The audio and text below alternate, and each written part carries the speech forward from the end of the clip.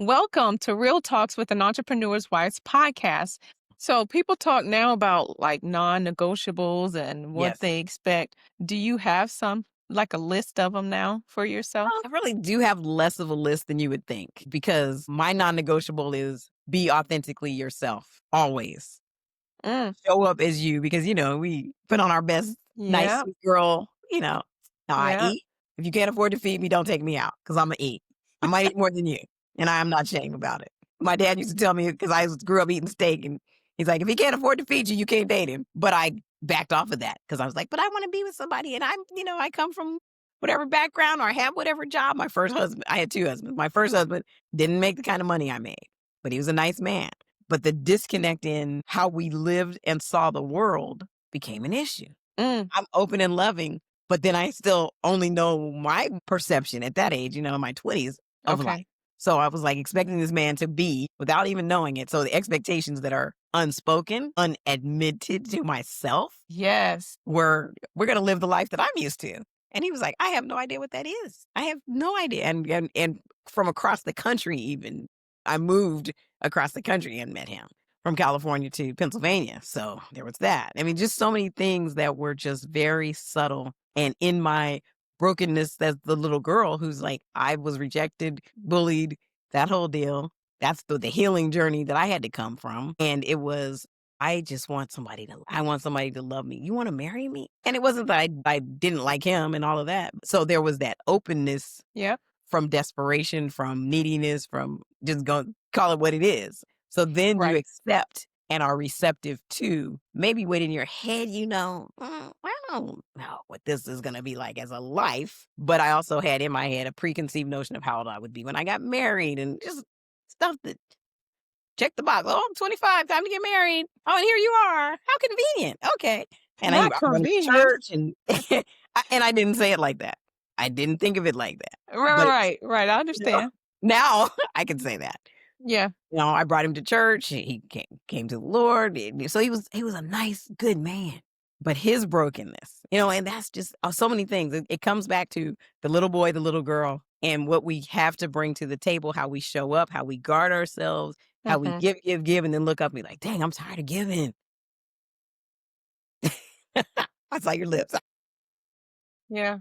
Yeah, Dr. Stacy, that's so true. And one of the things I shared with you is that my husband and I are currently in counseling and trying to get back and find that little girl to understand what is it about her that is showing up in the relationship now with my husband who's an entrepreneur and just trying to navigate that space. So, I mean, I understand how important it is, but I'm still on that journey. I'll admit I am Abs- still on that journey. Yeah. Well, I'm proud of you for being on it Yeah. and acknowledging it. It's not easy, and the things that you're addressing didn't happen overnight. Mhm. As you get back to when you're going to be a guest on my podcast, I'm going to ask you, what do you know about your little girl? See, I'm speaking that into the future because you don't have to have all the answers. They come over time. It's a process. Yeah. These are your emotions. This is your identity. Getting to the truth of your identity. If you can look back, if you look at little girls, you have children. You have a girl or girls and boys, but 2 boys and 1 girl. okay. Think about how your little girl how it showed up in the world, and I always think, go back to the single digits and how free she was or Mhm. is, and nothing outside of affects her until it does. And that instant when it does starts a catalyst for potentially dropping seeds of, am I? Should I just be like that?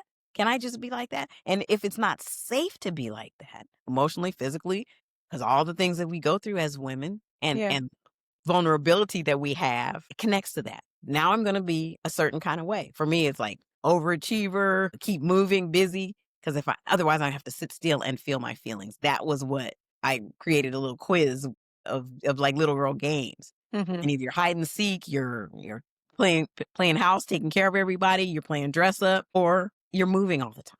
But all of those tie back to my way of coping with life. I'm going to protect me and I'm going to protect everybody around me. But then for me in relationship, I look at it, it's like, am I dating someone who's a project or am I Mhm. dating them for a compatibility relationship and where we can come together. Where you can come together. Right. And to Right. find what that is So, what are I'm you ready to date a entrepreneur again? um Yes, I would say because one thing at Podcast Summit, I loved the energy. I love the energy of people who are in that kind of space. Then the energy Yes. is through the roof. But again, I would show up with much more clarity, much more expectation, statement of expectations, statement of boundaries, also more of my own self-care that I'm not looking for or to someone else to give Yeah. me, because there's a reality of you can't give what you don't have. Mhm. And that was one Yeah. thing I learned with my second ex-husband. Emotionally, if he couldn't give me what I needed, I couldn't expect that of him. And so how do I get that emotional need met? How do I love on myself, my Yeah. little girl, through my little girl? Mhm. If she needs me to give her a hug, if she needs me to see that when this happens, this is what you need, maybe he can't give it to me. If I would choose again, would I choose somebody who I saw couldn't give it to me? Of course not. You don't know till it happens. And then how do you comfort yourself so that you're not looking for what they can't give?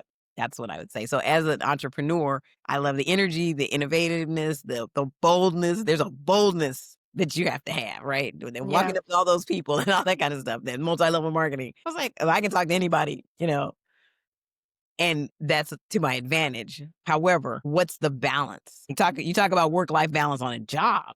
See, as an entrepreneur, there is no definition of the workspace. It's you.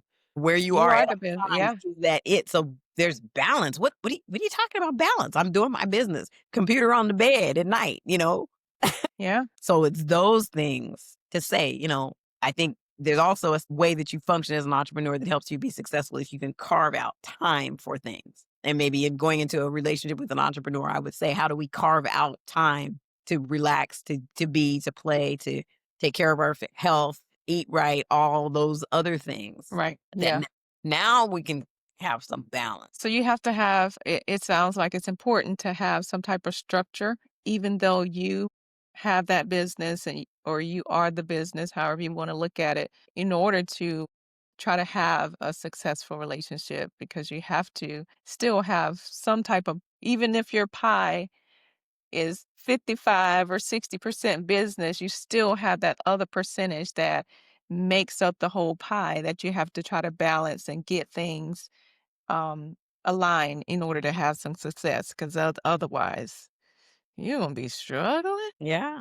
And you gotta Shoot. have the hard financial conversations, right? Because entrepreneurs take financial risks, spend, earn inconsistently. That 9 to 5 check, I just stopped getting the check, because there was that comfort. And I had to be honest with myself as an entrepreneur. I was like, I need a check every 2 weeks. That just makes me feel better and safe. The certainty of that, the certainty Right. of the benefits. There's an emotional component that you got to know that's a real conversation to have. If you got two people with none of that, okay, that's a lot. That's right. And even managing the money when it comes in, it's like, okay, what do we do?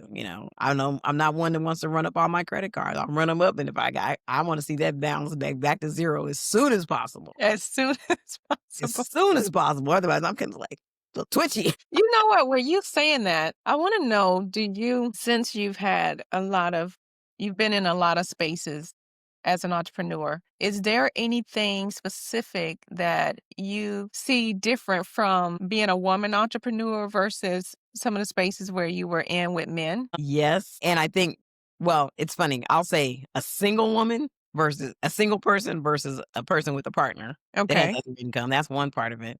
Okay. As a woman in entrepreneurship, there's I think a bigger risk, it feels like, in some ways of depending on like when I did skincare, everybody did skincare and it was mostly women and a few men were in it. In other spaces where it was more male dominated, it's just like everywhere else in society. It's probably just a mirror of all society. It's like who the audience Mhm. is and the propensity to be successful had to do with who your audience is, who you're selling to. So I think it was more that than anything. Just got to make sure you have your bases covered. Make sure you have that steady stream of next who your clients are, having that clarity, having that support. having the expectation of getting to that, whatever your success markers are. So mindset, risk taking, drive, you can't really say that you've noticed a difference between men and women per se in the entrepreneurial space. Uh, And this I is your think experience, of course. Yeah, but I would say generally speaking, when men are in that space, I think that their approach is more intense from the standpoint of, you just think of all the way back, men are hunters, men are the hunters. And so there's that drive, that mindset that is, and men generally don't have anybody else to take care of. Women's mindset is more so, I'm also got to do this other stuff, whether it's me for my parents, my son, when my son was a child. So I always had in my mind, yes, and of course, I got to do all Right. this other stuff. For men, it's like doing the business. Oh yeah, I got some kids over there. Yeah. And so it's just the way men approach a job or business is not that different. Entrepreneurship or going to work, it's like I'm going to work, but my kid is sick. I'll take off because that's what we automatically think to do. That's right. So it's not different for entrepreneurs in other spaces, I would say. But men and women approach the way they do their business the way they Yeah. do. Yeah. And again, it's just Um, socialization. yeah, I don't think I shared with you, Dr. Stacy, that when my husband and I first met, I was doing travel nursing Mm, and I was on a travel assignment in California. And in California was where I was introduced to the assisted living facilities mm, because I came from a small town. And in my hometown, what I saw mostly was nursing homes. That was my mhm, experience of what happened to people when they get old and can't stay live in their own homes. mhm, But in California, I was able to experience these assisted living facilities. And from there, I was like, oh, wow, one day I want to have one of those things. So, and that was in my early 20s. mhm. And so I had visions and desires to start a business, in the area of having an assisted living. But anyway, at some point, I got pregnant, got married, and I still don't have an assisted living facility. So with what you're saying about women, we have all these other things that we tend to Mhm. think about and try to prioritize as well. It can lead us to sitting down on some of our goals and dreams that we want to accomplish, and that in itself can be a difficult thing, Yeah. especially when you have an entrepreneur and, you're trying to balance things. So Yeah. now, you have this Hope Empowerment Coach program, also a podcast that you've shared about. You're also a best-selling author where you help guide women to break free from the lies. You've mentioned a little bit about that. You help Mhm. them heal and walk boldly in their God given purpose. Tell us a little bit about your podcast, Dr. Stacy. My podcast is called Stacy Speaks Hope. And I started out talking about my story and helping people see the connections to the lies of the seeds that are planted. If we're treated a certain way or have to respond to life a certain way as a little girl, I talk about how it shows up as an adult. I think the biggest catalyst for me in my healing journey was first that I was very, very angry. Even Mm, though I, love the Lord and all the stuff that's supposed to, bring some peace, I still didn't have that deep down inside. And it was that first courageous conversation I had to have with myself. It's like, I still can go to rage at a heartbeat. And I had to get curious about what the anger was about. And then I had to go back and say, okay, what was disruptive in my life? And I didn't have the words I have for it today is not the way I talked about it at the beginning. But as I learned that my perception of myself was shaken because of what happened around me, to me, toward me, bullying for being the only black kid, bullying for being the black kid that talked like a white girl in a different setting because my parents got me out of that. I was like, so who is Stacy? Who do I need to be? mm, Easy to meet a lot of people and outgoing and all of that, but did I lose? And even being in a marriage where I lost myself, there was that ability to keep going, keep striving, keep doing, needing that affirmation. I called it. I carried a spirit of rejection, yeah. and I wanted to release that, get free from that. Truly, on the surface, I thought it was there, but there's layers. It's like the whole analogy of an iceberg. The tip of the iceberg is way up here, and the real issue is way, way down, miles underwater. Mm, So you got to get through all of that to get to the real core of the issue. So as I talked to women, as I shared my journey now, and I started interviewing women and hearing stories of people that I knew, grew up with, all kind of stuff, the things that told them your voice doesn't matter, you don't have any control over your body, nobody cares about you, you're not enough, just the things, the self-talk that happens that needs to be healed. We yeah. need to replace those stories. And those stories came from a little something that happened that was the seed of the lie.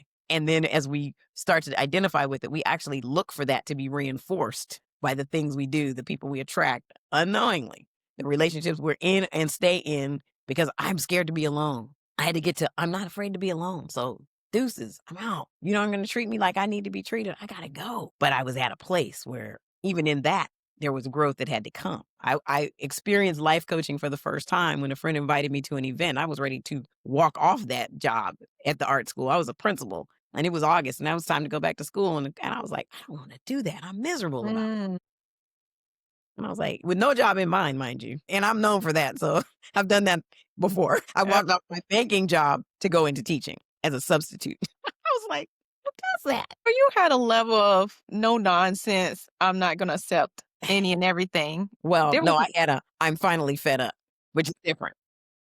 okay. Big difference. I was not that clear. I was like, "I'm sick of it. I'm sick of it. I'm sick of it." And it's like, "I can't take it anymore." Okay. Okay. So is the eruptive explosive very different. Now I try to see a little bit more coming into things. Okay. Big difference because one is you're reacting to what happens to you versus saying, again, showing up authentically yourself, but you gotta know who that is for you. And That's you so gotta find her. important. That's why the first the way my book, the first section is finding your little girl. Because that's hopefully the key to knowing who you really are, that identity for which you were created by God before the world told you something else. And I talk about it, that you lose parts of yourself along the way. You lose parts of yourself every time you suppress a little bit more and a little bit more and a little bit more of who you really are. Yeah. You know, I want to take this time to ask my audience to consider definitely getting with Dr. Stacy, getting her book, listening to her podcast because as I listen to you explain it in this way, and I've watched a lot of your podcasts and many of your guests, and the stories have resonated with me as well. But in hearing you explain it now, it just helps me to think about the woman that is in a relationship with an entrepreneur now and she's fed up. But we know that when we go into relationships, most times we're in that relationship with expectations that we're going to be in it for a long time. Like we don't have intentions of breaking up or divorcing, but there's that piece that there's something inside of us, that little girl that we need to heal to be able to deal with things that are happening now so that we don't get to a point where we're just fed up and we leave Mhm. prematurely because some things, many things can be worked out.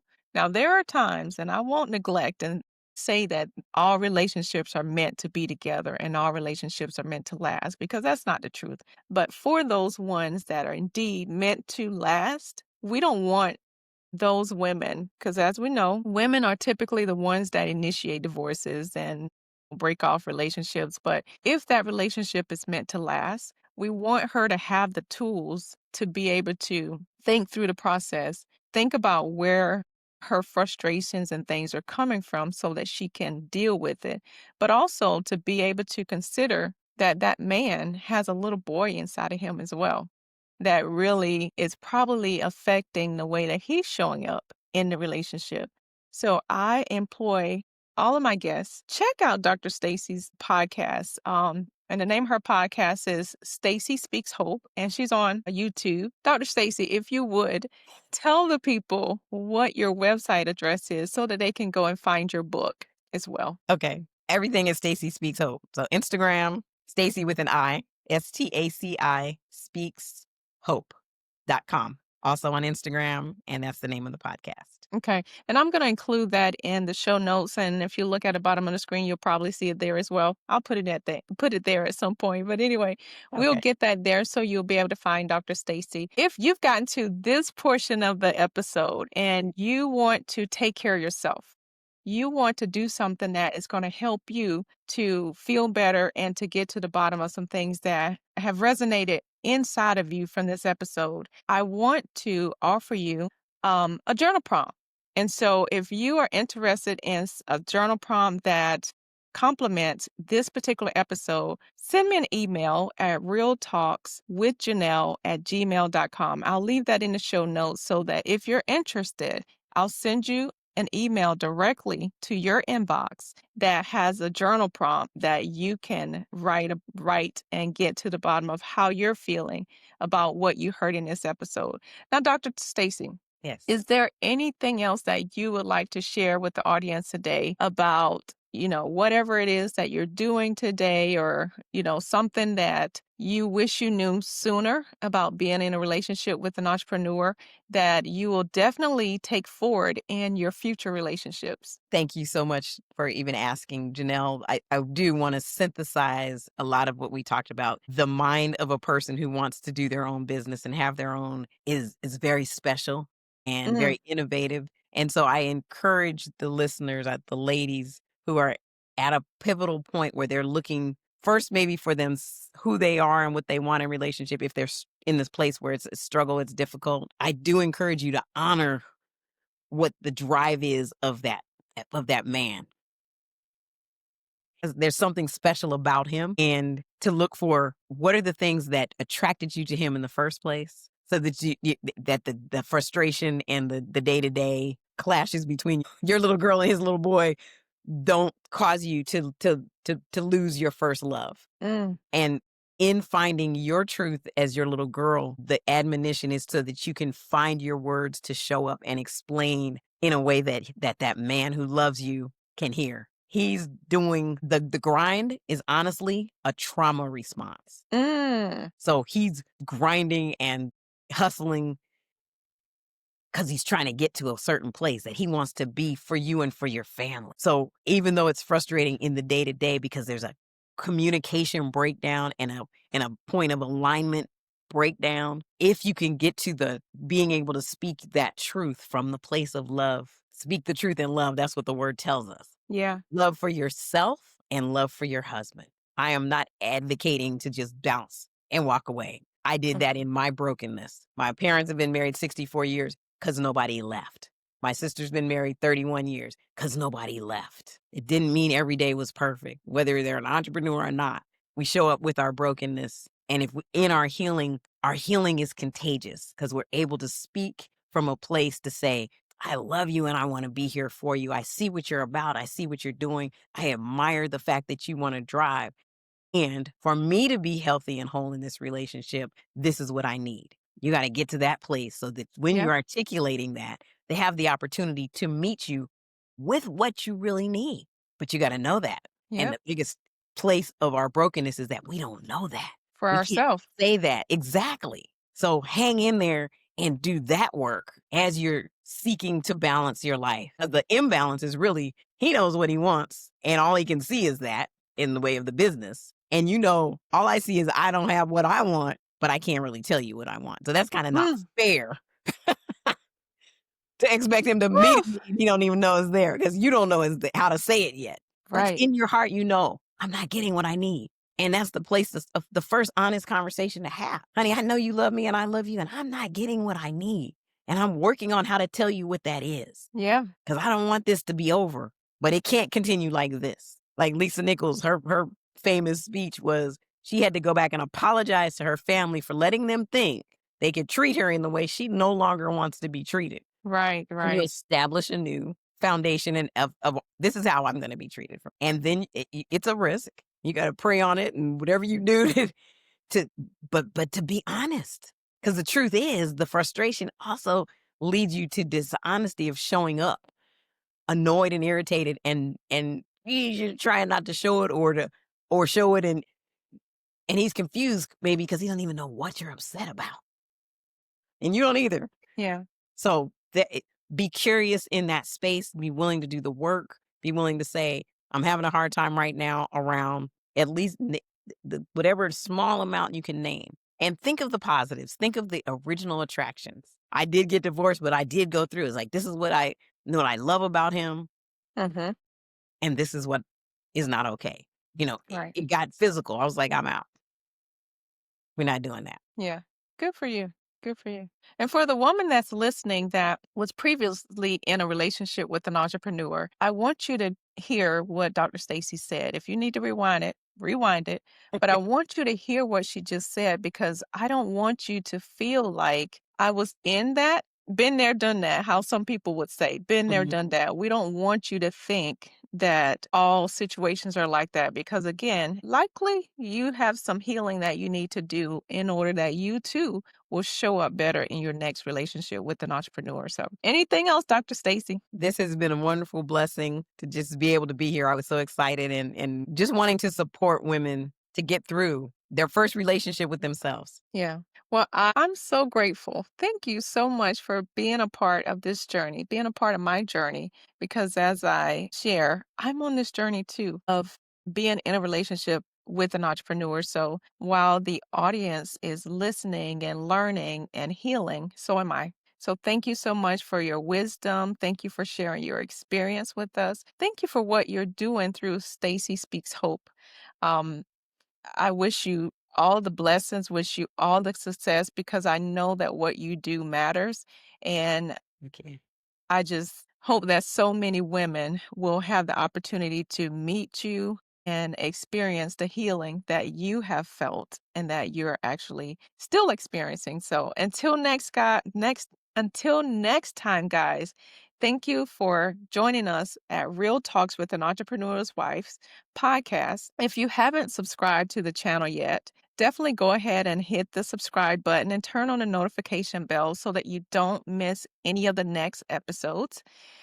Please leave a comment in the comment section to share with us what resonated with you about this particular episode. And again, if you would like a journal prompt that helps you to be able to think more and reflect about any of the things you heard in this episode, send me an email at realtalkswithjanelle@gmail.com and I'll send that journal prompt directly to your inbox. Until next time, bye.